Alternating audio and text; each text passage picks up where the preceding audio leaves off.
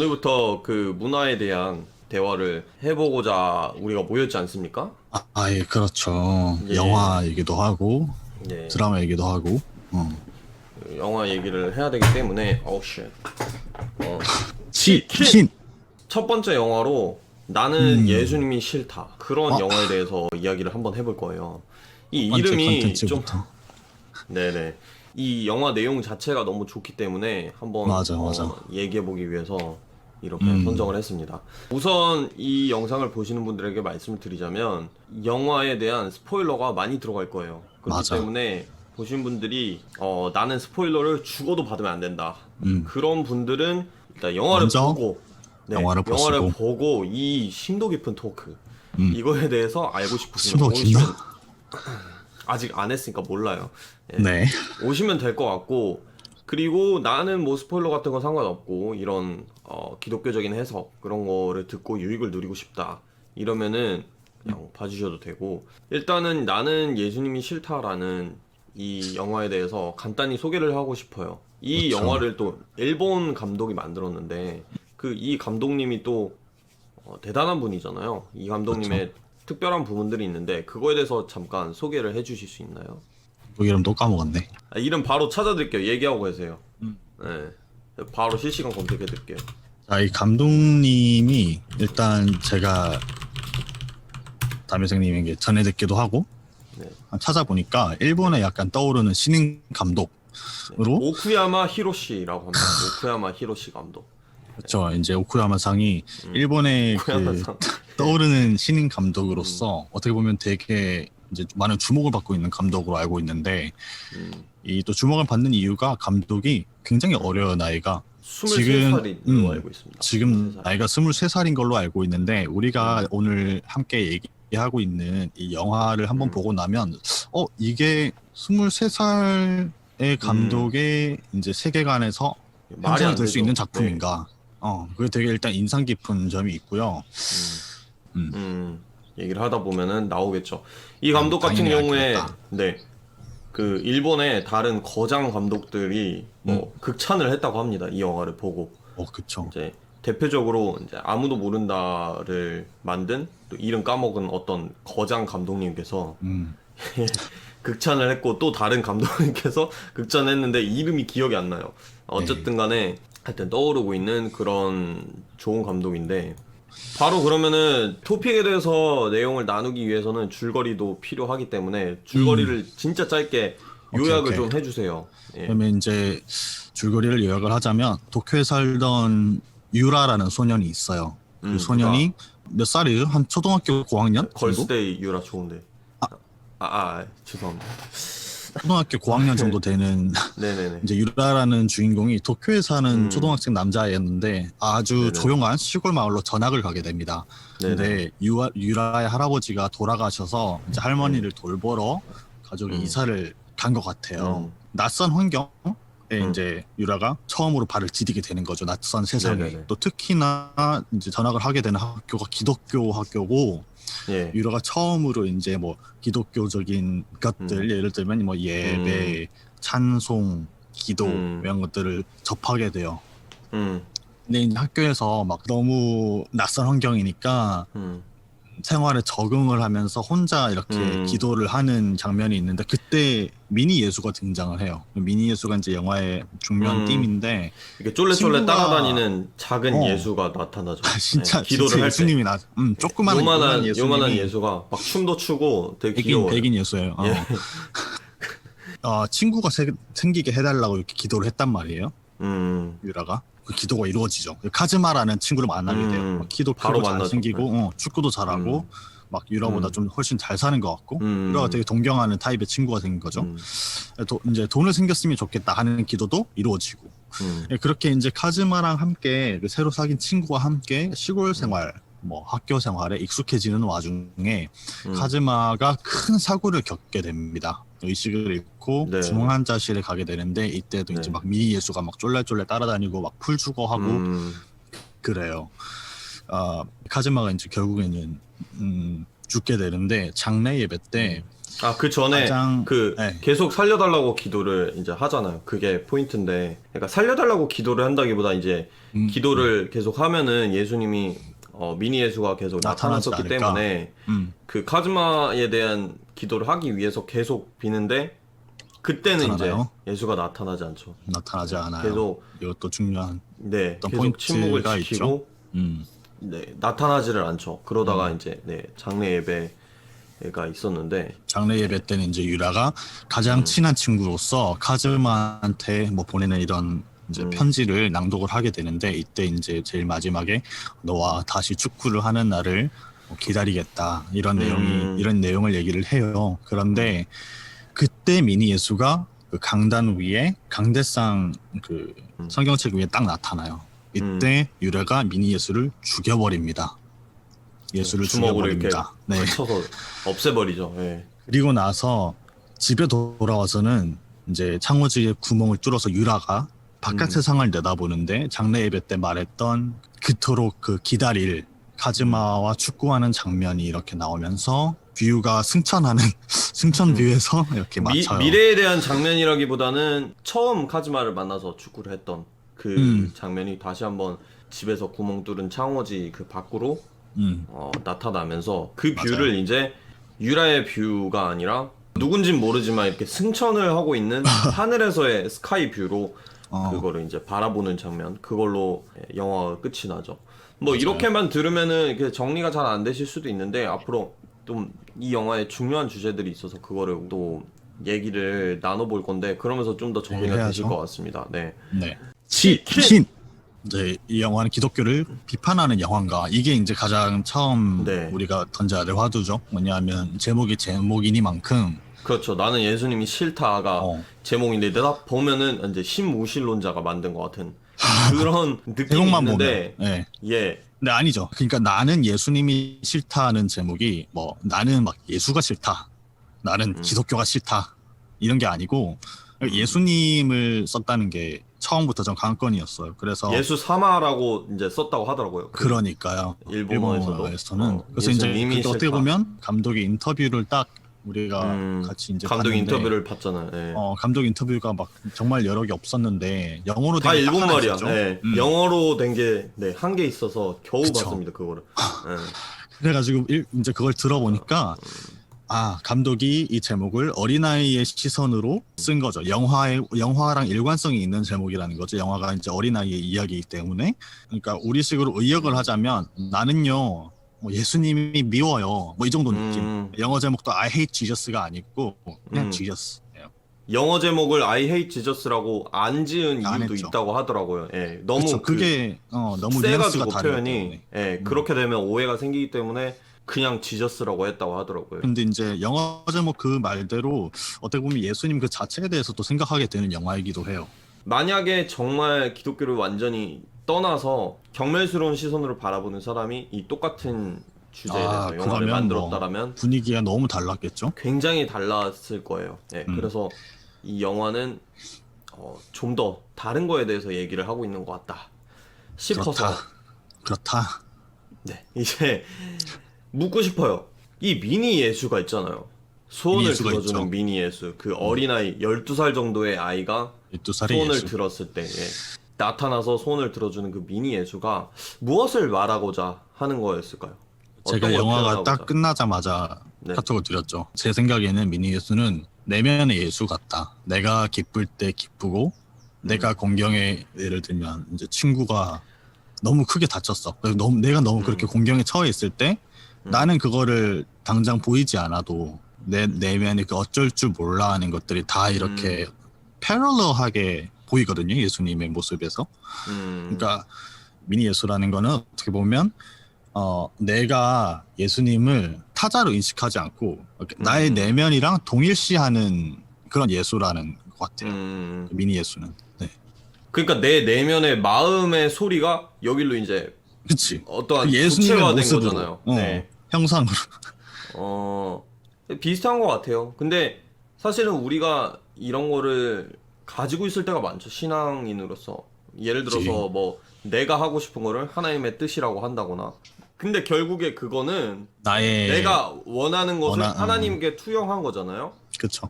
그런 것처럼 유라의 미니 그 예수도. 미니 예수도 투영이 된 건데 그거를 보통은 이렇게 비판을 하잖아요. 뭐 기복주의적 신앙이다, 뭐 아, 뭐다 그렇죠. 하면서 이거는 탈피해야 될 거다 얘기를 하고 음. 맞는데 맞지만 맞죠? 저는 유라가 처음 기독교라는 걸 접한 사람이고 12살이었다라는 거에 더 주목을 해보고 싶어요. 이 맞습니다. 친구가 중요합니다. 처음 낯선 시골에 가서 정말 예수님이라는 존재를 처음 맞아요. 만나게 됐고 맞아요. 어떠한 컬처로서 음? 이 뭐 기도하면은 들어주신다는 분이라는데 내가 기도를 한번 해봐야겠다 하고 친구가 없으니까 맞아, 정말 맞아. 친구 생기게 해주세요 하고 기도를 하는 친구가 그 딱 생기고. 아이의 마음을 음. 넌 기복주의적이야 이렇게 할 순 없는 거잖아요. 맞아요. 네. 그런 면에 있어서 미니 예수란 진짜 예수는 아니지만 진짜 예수의 아주 일부분을 담고 있고 우리가 보통은 예수님을 만나고 기독교를 만날 때 처음으로 맞닥뜨리게 되는 어떻게 보면 예수님이 이렇게 큰 동상이 있다면 발가락 하나 발가락. 정도인 거죠. 이렇게 오케이. 발가락 하나 정도를 이해가 먼저 됐어요. 만나는 거죠. 보통 뭐 어린 시절부터 믿은 사람들은 특히 그럴 수 네. 있죠. 네. 그렇게 만나게 된단 어린 나이의 말이에요. 믿음이라는 거니까 말 그대로. 그래서 처음 만나는 부분이지만 결국에는 우리가 넘어서서 다리도 보고 몸통도 보고 예수님의 얼굴을 봐야 하는 거쳐가는 다리이지 않나라는 생각을 해봤어요. 그런 맞습니다. 의미에서 제가 묻고 싶은 건 보통 사람들은 좀 더 나이를 많이 먹거나 아니면 신앙의 연차가 깊어지면서 이 미니 예수를 탈피하게 되는데 유라는 예. 어쩔 수 없는 그 고통의 순간들 때문에 이 미니 예수를 죽이잖아요. 그 어린 나이에. 그 미니 예수를 죽인다라는 게 도대체 어떤 의미일까요? 그 장면 어떻게 보셨어요? 저 일단 굉장히 그게 모션이 그 씬의 분위기에 상반되게 급진적이잖아요. 아, 그죠. 빵 하고 내리치는 이렇게, 말. 예. 깜짝 빵 하고 놀랐어요, 진짜. 내리치는데 예. 아, 진짜 죽일 그거 줄 노린 알고 것 있었음에도 깜짝 놀랐어요. 너무 강력하게 빠르게 죽여가지고. 그거 저도 내려쳤을 때 와우, 와우 맨 그랬어요. 근데 그게 굉장히 충격적인 결정의 순간인데 그죠. 잠독이 인터뷰에서는 네. 일단 이렇게 얘기를 해요. 믿음은 네. 굴레 같은 거다, 사이클이다. 그래서 좋은 마음으로서 하나님을 알아감과 또 의심 그런 게 이제 계속해서 돌고 도는 건데 알게 되는 것들과 의심의 바퀴가 앞으로 나아갈수록 이제 믿음이라는 게 살아 있다는 거고 더 굳건해지고 이 영화는 이 아이의 첫 번째 굴레, 첫 번째 사이클, 첫 번째 그 믿음의 좋은 마음과 의심의 사이클을 나타내는 영화다라고 얘기를 하죠. 그래서 이제 유라가 미니 예수를 빵 내려치는 이 장면이 어떻게 보면 굉장히 그 결단을 한 거예요. 그러니까 뭐 내가 그냥 원하는 예수의 모습, 내가 원하는 예수, 내 내면과 동일화되는 그런 예수를 과감하게 없애고 보이지 않는 예수를 접하게 되는 그 시점이 이제 어떻게 보면 미니 예수를 깔아뭉개는 그런 장면이고요. 그 후로는 이제 유라는 또 보이지 않는 세계를 보게 되죠. 영화 마지막에. 창살 밖의 얘기. 그쵸. 네. 네. 이게 이따가 좀 얘기해보면 좋을 것 같은데 창살 중요한 부분이라서 아주 중요하죠. 어쨌든 네 마무리하세요. 그냥 그렇다고요. 네. 그게 다예요. 그렇다라는 거는 결국에는 그 감독이 말한 사이클이라는 말도 우리가 신앙생활 할 때 교회 같은 데서 이런 말 많이 하잖아요. 신앙생활은 뭐 업앤다운이 있다. 아니면 뭐 롤러코스터다. 아니면 뭐 마라톤이다. 이런 얘기를 많이 하는데 정말 막 기도하면 다 이루어지는 것 같은 그런 시점이 있고 그러다가 큰 어려움을 만나서 하나님이 예수님이 침묵하시는 것 같은 그런 의심 그리고 어떻게 보면 당연한 의심이죠. 내 고통 당연한 중에서 왜 의심이죠. 예수는 도와주지 않는가? 아니면 이 모든 게 그냥 허상인가? 도와준다고 이렇게 예. 말씀하시는 부분들이 많기 때문에 구절에서 어떻게 보면 그 다운이 있고 이 영화 같은 경우에는 첫 번째 사이클이라는 감독의 말이 진짜 맞는 게 한 번의 업과 한 번의 다운을 보여준 거잖아요. 다시 맞아요. 업할지 아닐지는 우린 몰라요. 이 몰라요. 영화만 보곤. 근데 우리가 알 수 있는 건 이 감독이 자기의 얘기를 그린 거잖아요. 이 영화. 실화라고. 예. 네. 마지막에 이 죽은 친구에게 이 영화를 바친다라는 그런 너무 일찍 비슷한 죽은 친구. 네. 그런 비슷한 멘트가 있어요. 그걸 봤을 때 이 영화는 자기의 얘기를 조금 각색했거나 아니면은 뭐 있는 그대로 그렸거나 그린 거구나 라고 했을 때 이 감독이 결국에는 이렇게 성장을 해서 이런 영화를 만들기까지의 그걸 보면은 그 뒤에도 많은 업앤다운이 있었겠죠. 물론 뭐 맞아요. 23살의 나이이기 때문에 엄청 많이 있지는 않았을 수도 있지만 그래도 그 어쨌든 이후로 이제 약 10년이니까. 더 그리고 그런 깊어지는 의심에 그걸 겪었으니까. 더 깊어지는 그런 게 있었을 텐데 그 나이치고 너무나 익숙하죠. 다운이 깊었다라고 맞아. 말을 할 수 있겠지만 그런 만큼 더 깊은 세계를 체험하지 않았을까라는 생각이 드는데 음, 여기서 우리가 이렇게 애매모호하게 두루뭉실하게 지나가면은 좀 보는 사람이 황당할 수가 있어요. 우리가 왜요? 이 질문을 피해 갈 수가 없습니다. 만약에 무슨 미니 질문이죠? 예수가 예수님의 전부가 아니라면 그렇다면 진짜 예수는 고통의 문제를 해결해주지 않는 것처럼 보이는 예수 그리고 우리가 가장 바닥에 있을 때 침묵하는 것처럼 나타나지 않는 것처럼 보이는 그 예수님이 그렇다면 진짜 예수라는 건가? 만약 그렇다면 왜 그런 예수를 우리가 믿어야 되는가? 왜 그게 성숙한 믿음일까? 이 얘기를 뭐 우리가 여기서 2000년 신학의 역사를 다 되짚을 게 아니라면 답을 낼 수는 없겠지만 얘기는 해봐야 될 것 같아요. 이 영화에 대해서. 어떻게 생각하세요? 이 부분에 대해서. 그게 성숙한 믿음입니까? 전도사님? 고통을, 그러니까 정답이 없죠. 정답이 없는데, 인간 개개인의 삶 속에 있는 특정인 그런 고통의 끝? 그런 인간 개개인 삶 속에 있는 고통의 회복? 이겨냄? 이런 거는 제 생각에는 기독교의 그 종말론적인 그림이랑도 어느 정도 일관성이 있는 것 같아요. 악이 표면으로까지 이렇게 드러나고, 그쵸? 고통과 악이 막 우리 모든 삶의 전 부분에 있어서 다 드러나고, 우리는 그 잔혹한 어떻게 보면 괴로움과 핍박과 어려움을 겪고 뭐 믿음이 막 엄청 흔들리겠지만 그게 다 이미 일어나고 난 후에 정말 인간이 어떻게 막 더 할 수가 없을 때 아무도 예상하지 못할 때 다시 와서 정의 구현하고 사탄 때려잡으시고 새 예루살렘 이렇게 끌고 오시는 그런 예수님의 그림이 인간 개개인 삶의 그 고통에 대한 계시로도 여길 수 있을 것 같아요. 그 요한계시록의 메시지들 자체가 먼저 특정 세대의 인간 개개인들한테 주어진 위로니까 그래서 뭐 그러면 이제 내가 더 깨어지고 어떻게 보면 또 실용적인 면으로는 이게 실용적인 면을 논할 수 있는 그건 아니지만 타인의 고통에도 공감을 할 수 있게 되고 그렇죠?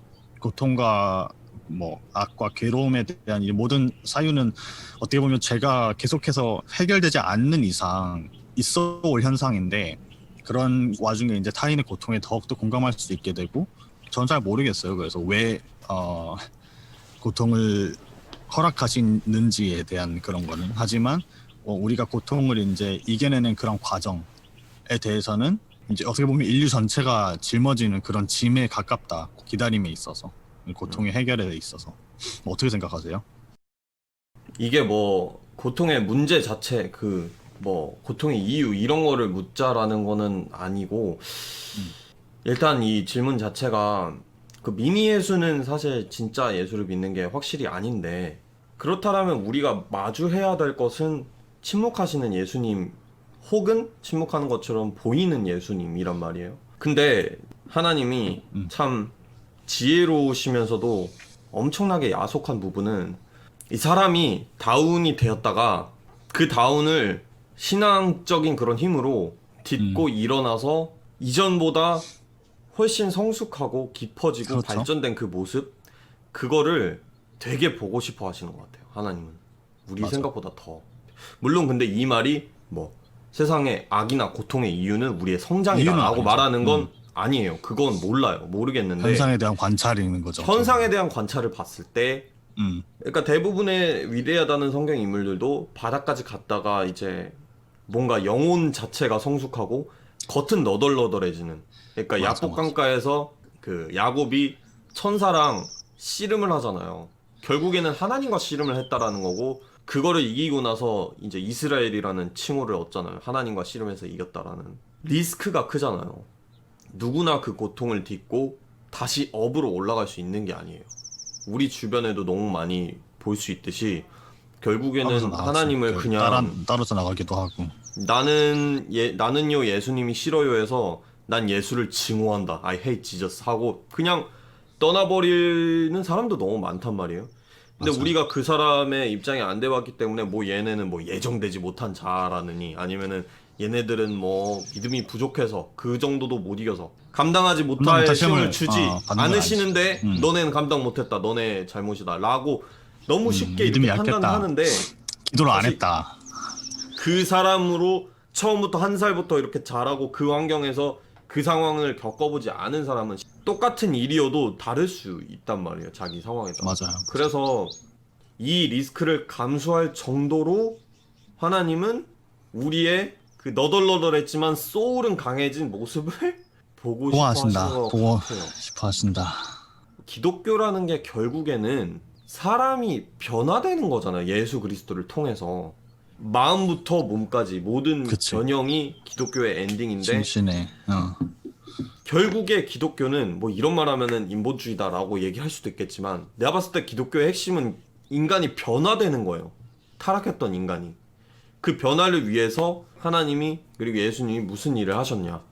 십자가에 달려 돌아가셨잖아요. 당장 뭐 살려줄 순 없어 나사로처럼. 살려줄 수도 없고 어쨌든 간에 사람은 결국엔 죽는 거니까. 그거를 제가 봤을 때는 예수님이 좀 일부러 막 냅둔다라기보다 제 신앙에서는 어쩔 수 없는 게 있어요. 어떠한 모종의 이유로 인해서 어쩔 수 없는 게 있는 것 같아요. 결국에는 우리가 믿는 거는 그렇기 때문에 십자가까지 가셨다라는 건데 눈물을 흘렸고 나사로의 무덤 앞에서 음. 그런 의미에서 봤을 때 예수님이 침묵하는 것처럼 보이지만 침묵은 아니다. 라는 생각이 들더라고요. 왜냐면 2000년 전에 그렇게 십자가 위에서 하나님한테 왜 버렸냐까지 크게 외칠 정도로 뭐 입을 다물고 계시진 않았어요. 다만 지금 당장 우리가 그거를 보기가 어려운 거지. 그렇기 그쵸. 때문에 이게 너무 고통이 있기 때문에. 신앙이라는 거예요. 이 예수는 도대체 뭔가 왜 안 나타날까? 지금까지 이제 했던 유라의- 기도는 다 무엇인가? 쓸모 없었다. 우연이었나? 뭔가 음. 이게 그때부터 시작이 되는 거기 때문에 맞아요. 그게 신앙이라고 생각해요. 그 회의가 신. 그런 의미에서 아까 그 종말론적인 거 말씀해 주셨는데 제가 주목했던 부분이 BGM 찬송입니다. BGM이 계속 깔리는데 BGM이 이제 오르간 소리로 깔리잖아요. 찬송가죠. 찬송가. 그래서 그 찬송가의 가사를 모르면 이게 어떤 BGM인지 몰라요. 근데 기독교인한테는 익숙한 찬송가예요. 어두운 밤 지나고 동튼다. 어두운 밤 한번 불러주시죠. 지나고 동트나 환한 빛 보아라 저 빛 주 예수의 나라 이 땅에 곧 오겠네 오겠네 이거거든요. 아멘. 이거를 제가 한국 번역만 그런 건지 궁금해가지고 이제 원곡 영어를 찾아봤는데 거의 비슷하더라고요. 근데 이제 원곡에서는 그런 표현이 하나 더 있어요. 주 예수의 나라가 오는데 주 예수의 나라는 Kingdom of Love and Light이다. 사랑과 빛의 나라다라는 표현이 하나 더 있는데 제가 일본어 가사를 찾아보고 싶었어요. 근데 이제 찾을 수가 없더라고요. 맞아. 비슷할 거라고 생각해요. 이 천재 감독이 아무거나 그냥 멜로디 좋다 이러고 틀었을 것 같진 않고 맞아. 저는 주제의식이자 결국엔 유라가 깨닫게 되는 내용이라고 생각하거든요. 어두운 밤이 있는데 지금 유라의 상황은 너무 어두운 밤이에요. 맞아요. 왜냐면 카즈마는 시골로 와서 이 유라의 유라의 세계죠. 어떻게 보면. 어떻게 보면 세계 전부나 마찬가지였단 말이에요. 카즈마를 통해서 더 많은 것을 보게 되고 학교 웃음을 생활도 되찾게 되고 시골 생활도 근데 그 형성을 하게 세계가 됐는데. 날아가 버렸단 말이에요. 세계가 맞아. 이 어린아이한테 음. 그때 그 어두운 밤이 지나고 동이 튼다라는 거예요. 그 동이 튼다는 걸 믿을 수 있겠냐라는 거예요. 그리고 동이 트면 뭐가 오냐면 주 예수의 나라가 온다. 근데 그 주 예수의 나라는 잘 사랑과 지었다, 빛의 가사. 나라다. 아멘. 이거를 믿겠다라는 거잖아요. 근데 믿기가 너무 어렵잖아. 그 상황에 있는 사람이 그거 어떻게 믿냐고요. 근데 그래서 어두운 밤은 지나야 되는 거예요.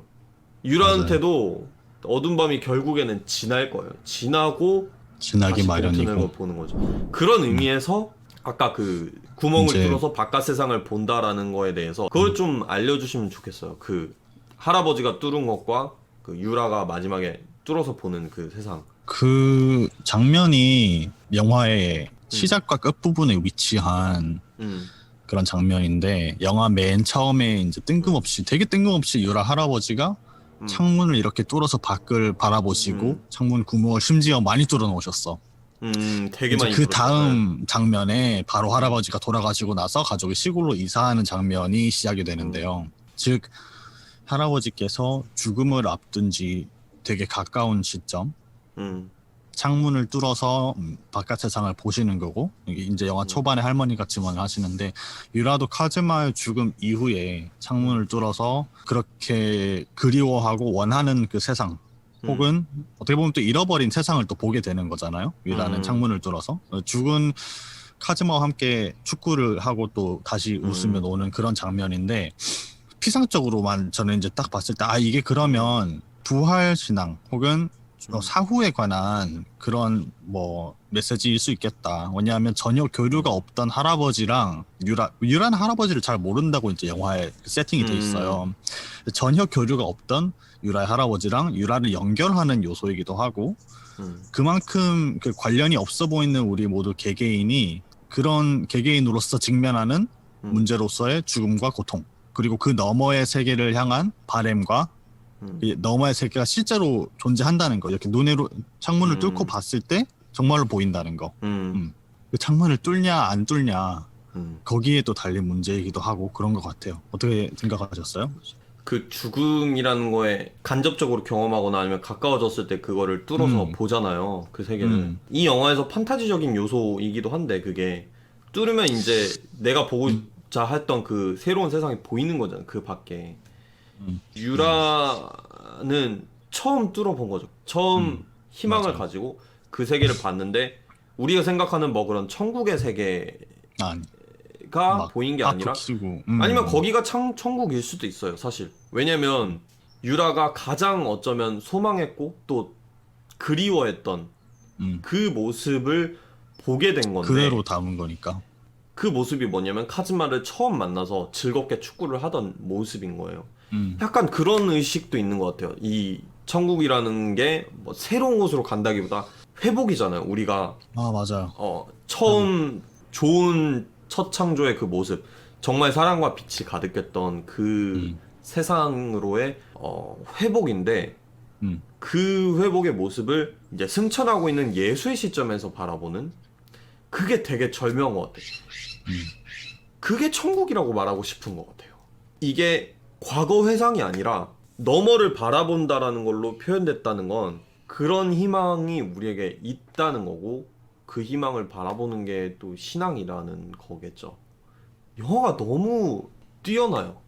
이 영화를 얘기할거리가 곱씹을수록 그 이유가 뭐냐면 그런 경험을 거쳐서 새롭게 알을 깨고 태어난 어리다면 어린 그 감독의 내면의 그 소울의 깊음. 레벨이 엄청나다라는 거예요. 지금 갑자기 그런 게 생각나요. C.S. 루이스가 헤아려 본 슬픔에서 사람들이 하나님이 선하다면 어떻게 이런 고통을 허락하느냐 라고 말하는 사람들에 대해서 C.S. 루이스가 자기도 고통 중에 있으면서 자기에게 반박을 해보는 거죠. 치과도 안 가봤냐? 치과도 안 가봤냐가 뭐냐면 선한 의도를 가진 치과 의사일수록 더 강렬하게 뚫는다는 거예요. 드릴을. 그게 우리의 그 공포의 원천이잖아요. 어떻게 보면 치과에 가면 이 치과 의사가 나의 충치를 대충 봐주지 않을 거다. 왜냐? 이 치과 의사는 선한 의도를 가지고 혹은 뭐 잘 치료하겠다는 의도를 가지고 제대로 뚫을 거니까. 하나님이 우리의 희망이면서도 공포의 대상인 이유는 이거 같아. 결국에는 전도사님께 마지막 질문을 드리고 싶어요. 이 감독이 예수님을 이렇게 싫어하게 된 어린 시절의 경험에도 불구하고 결국 신앙을 떠나지 않은 것처럼 보이잖아요. 떠나지 않은 이유가 뭘까요? 결국에는. 뭐 카즈마랑 축구를 하고 싶기 때문에 그런 원초적인 그거죠. 어떻게 보면 그게 가장 근본적인 그럴 수 있겠네. 왜냐하면 그런 희망이 있어야만 하기 때문에. 왜냐하면 그쵸. 카즈마를 위해서기도 하고 어떻게 보면 카즈마를 위해서 그런 희망이 있어야만 하고 또 나를 위해서 나를 지탱하기 위해서도 그런 희망이 있어야만 하고 세상의 모든 사람들도 그렇잖아요. 돌아가신 할머니 다시 뵙고 싶어 하고 뭐 이제 일반적으로 죽은 사람이 그리워진다는 거. 그 창문 너머의 세상을 원한다는 거예요. 창살을 이제 뚫고 보느냐, 뚫지 않느냐 다 개개인에게 달렸는데 감독은 봤다고 생각을 해요. 봤고요. 그리고 보이지 않는 희망에 대한 확신이 있는 거죠. 맹목적인 믿음이 아니고 그것도 치열한 고민 끝에. 그래서 이제 되게 그냥 근본적이고 어떻게 보면 가장 순수한 그 결정차로서 카즈마랑 축구를 다시 해야 되기 때문에 신앙을 떠나지 않았다고 생각을 해요. 그렇군요. 누가 정확히 한 말인지는 모르겠는데 책 제목 중에 폴 틸리라는 신학자의 내용을 요약한 한국 학자의 책이 있어요. 책 제목이 미워할 수 없는 신은 신이 아니다 라는 말이 있거든요. 결국에는 유라가 예수님이 싫다, 나 예수님 진짜 싫어요, 왜 안 나타나세요 라고 말한다는 것 자체가 예수를 인정하고 있는 거고, 그렇지. 관계 성장이 안에 거지. 있는 거예요. 맞아요. 우리가 부모님 가끔 원망하는 거는 관계 안에 있기 때문에 원망하는 거예요. 난 부모 존재하지도 않아. 손절이에요, 그거는. 그쵸. 그런 것처럼 만약에 예수를 완전히 부정하고 거기서 떠나버렸다면 원망할 것도 없어요. 카즈마가 사고를 당한 건 운이 안 좋아서 그냥 일어난 거고, 그거에 대해서 맞아요. 네. 탓할 것도 없고 원망할 것도 없고 희망도 없어. 다시 만나서 축구를 할 거란 희망도 없고, 그냥 그 그리움을 영원히 갖고 살아야 되고, 누군가는 이거를 못 받아들이면 나약한 거다, 그렇기 때문에 종교에 의지하는 거다 라고 얘기하는데, 솔직히 말하면 다 나약합니다. 누가 유라의 맞아요. 상황에서 나는 막 초인이라서 나는 슬픔 따위 느끼지 않고, 니체도 그렇게 못했어요. 초인이 되자고 한 니체도. 그런 걸 봤을 때 말씀하신 것처럼 다시 카즈마와 축구를 하고 싶기 때문에 결국에는 더 그 신앙을 붙들게 되는 거는 어쩌면은 나약한 인간의 그런 걸 수도 있는데, 그게 우리의 본질이고 우리가 붙들 수밖에 없는 거라고 생각을 해요. 이유이기도 하고 맞아요.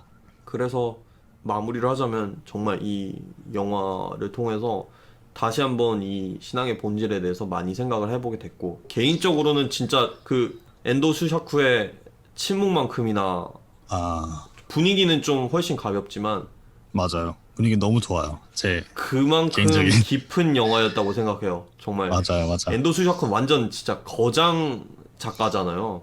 근데 23살에 이 사람이 비슷한 느낌을 표현해냈다는 게 정말 대단하고 진짜 그렇습니다. 좋은 영화였고, 꼭 한번 보시면은 좋을 것 같아요. 만약에 안 보신 분들 있다면은 생각해보면 좋을 것 같은. 영화를 감상하면서 이렇게 곱씹을 수 있는 좋은 기회가 되면 좋겠어요. 한번 보시면 좋을 것 같습니다. 오늘 되게 수고 많이 하셨고요. 오늘 네, 수고했습니다. 이만 마치죠. 네, 감사합니다.